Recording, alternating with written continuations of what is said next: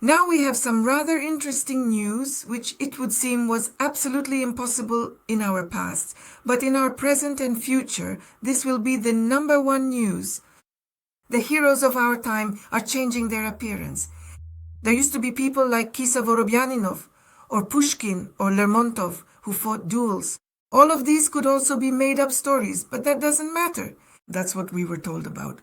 By the way, Pushkin's grandfather was a cannibal. Hannibal. Cannibal or Hannibal, but you get what I mean, right? So he was a man-eater. Well, that's why he was brought from Africa, right? A man-eater. So what kind of blood ran in Pushkin's veins? Cannibal blood. You always have to face the facts. If a person wrote good poems, or if that's just what we've been told, that he wrote good poems, we don't really know. We only believe what has reached us over time. So do we forgive him for everything? Do we forgive him for killing children, for violence, for cruelty, yes, for dismemberment? Are we supposed to forgive all that? Why would we? You see, there are no heroes. People are all rotten, at least in part. Everyone has a bit of rot inside. People who, well, end up in certain positions, in certain posts, right? They all have some rot in them. The pure, untainted ones are never taken anywhere. Take Slavochka Krasheninnikov, for example, right? The boy was 10 years old. He made predictions. He was a clairvoyant. And what did they do to him? At 10 years old, the KGB was afraid of him, the church was afraid of him, and the boy was only 10. So, if he was just some crazy kid, right, what was there to be afraid of? But they were afraid of him. He was healthy. They didn't put him in a mental hospital, but he was killed by some illness. No one knows what kind. Listen, it's easy for us to infect someone with a disease.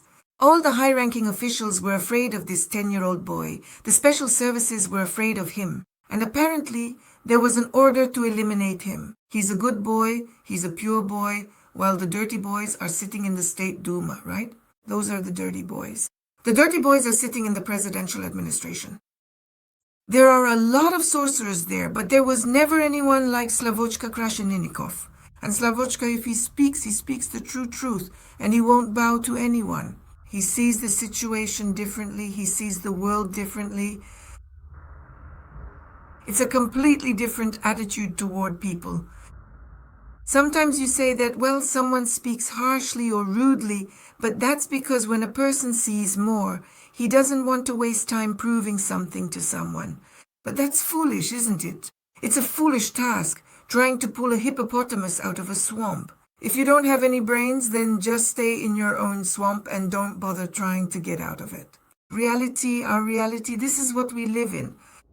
So, there was a news piece that a cannibal died in Perm. Do you understand what it means that a cannibal died in Perm? That is, they elevated to the status of a hero, not someone who died somewhere in the special military operation or did something significant, not someone like Slavochka Krasheninnikov, but instead they made a cannibal into a hero. A cannibal is the future hero of our time. You have to start somewhere. They start with the fact that a cannibal died of liver cirrhosis in Perm. They tried to resuscitate him. He had just entered the clinic and immediately dropped dead. They tried to resuscitate him, spent a lot of resources on him, but couldn't bring him back. Why do they try to resuscitate him? Real cannibals are registered with the special services. Real cannibals are not executed, no matter how many people they've devoured. Real cannibals are sometimes isolated, supposedly given life sentences, but in some cases, the special services use them for their own purposes. For what purposes? Well, friends, there can be a huge number of purposes. To stir up more mysticism, to punish someone, to agitate people in a certain area, to make people afraid of something, right? People there, for example, are outraged at the governor, saying the governor, I don't know, isn't providing heat to their homes, and suddenly there's a cannibal connected to him. And then a huge number of conversations start up around the cannibal, and in this way people forget about the heating issue. You see, you need to give people something that really hits them over the head, and then the population forgets about their usual problems. We had a huge number of such cannibals, because at some point they were let in as half animals, half humans, and they were let in back then. The revolution was carried out for this purpose. That's when these animals were let among the people. That's why cannibalism here started to die out after the revolution. But the revolution was in 1917, yes, 1920, and cannibalism began to die down after that. So in 1932, to revive cannibalism, they gave what? They brought famine to Ukraine, to all of Ukraine, Crimea. Around every village, every hamlet, they placed machine gunners. And these Vanka cannibals lay there, who were cannibals themselves. And they lay there with their sights ready. As soon as someone tried to leave the village, and they were lying all around the village so that no one could get out, they wouldn't let anyone out, and they wouldn't bring any water in. Summer, July, when everything ripens. No water, it's dry, there's nothing. And they told us, remember, the Tatars poisoned the wells. Oh, what Tatars supposedly poisoned the wells, right? The Tatars poisoned the wells, so what? But it wasn't the Tatars who did it. It was those Vanka cannibals who blocked the wells, so people couldn't water their crops, so not a single fruit tree would grow, so nothing in the gardens would ripen. Do you understand now how hunger was imposed in Crimea? And people started eating each other. It was a revival of cannibalism. Someone really needed this to happen. All right, the famine raged in Ukraine until 1933, up to the middle of 1934. 80% of the population perished. Children, the elderly, and some young people remained, but most people died. In their desperation, they even ate each other. What is this? What is this act of eating each other, really? It is exactly what they teach, well, to the Russian Christian. It is the doctrine where you eat the flesh of Christ to partake in the Holy Sacrament. How is that? You are supposed to eat the flesh of your God. That's called communion, right? Drink his blood. But what is that? That is absolute cannibalism. This horrific idea is hammered deeply into your subconscious mind from the very beginning of your life.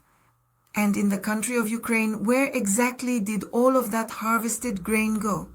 They collected every single bit of the grain, took all of it away, and then simply dumped it into the depths of the Black Sea. Understand? That is the unfortunate reality we are facing. They explicitly stated that the grain needed to be shipped across the border to someone else entirely. Abroad, someone is waiting for the grain, someone is starving, and meanwhile, our own people by the millions, you don't even know how many millions of people died in Ukraine. Millions died because there was this story about feeding someone somewhere else, while our own people were left to rot in the streets, collapsing from exhaustion. That's how Crimea perished. Almost the entire population was wiped out. And this was after, of course, the 1920s. And how was it supposed to be cleansed? That's exactly how they cleansed it. Maximilian Voloshin described this in his poems, how a mother devoured her youngest son together with her eldest daughter, and both went insane. You see, not everyone is capable of cannibalism, but those who are will be honored in the future. And then came the siege of Leningrad, when the same thing was done. Here it was the 30s, and there it was the 40s. Do you feel it? Every 10 or 15 years somewhere, such cannibalistic conditions were created. Today is Monday, January 19th in the year 2026, the Feast of Epiphany.